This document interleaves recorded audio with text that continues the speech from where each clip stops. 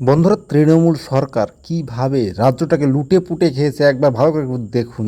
এই যে ছোট্ট একটু রাস্তা আপনারা দেখতে পাচ্ছেন, আমি এই কাঁচা রাস্তা দিয়ে যেতে যেতে হঠাৎ চোখে পড়লো এই সামান্য একটু জায়গা প্লাস্টার সিমেন্ট দিয়ে তৈরি করা। এটা ম্যাক্সিমাম 30 থেকে 40 মিটার দূরত্ব হবে এবং এই দুই পাশেই কাঁচা রাস্তা, হঠাৎ এই 30-40 মিটার রাস্তা পাকা। তাই দেখে আমার মনে প্রশ্ন জাগলো, এটা হওয়ার কারণটা কি। তো পাশেই আমার এই যে সাইনবোর্ডটা আপনারা দেখতে পাচ্ছেন, এই সাইনবোর্ডটায় নজর পড়লো এবং এখানে কাজের বিবরণ সম্পর্কে লেখা আছে। এখান থেকে 1 কিলোমিটার দূরত্ব পর্যন্ত ঢালাই রাস্তা, যেটা নির্মাণ করতে খরচ হয়েছে 4 লক্ষ টাকা। এখান থেকে 1 কিলোমিটার দূরত্ব পর্যন্ত, মানে হাই রোড থেকে এই পর্যন্ত।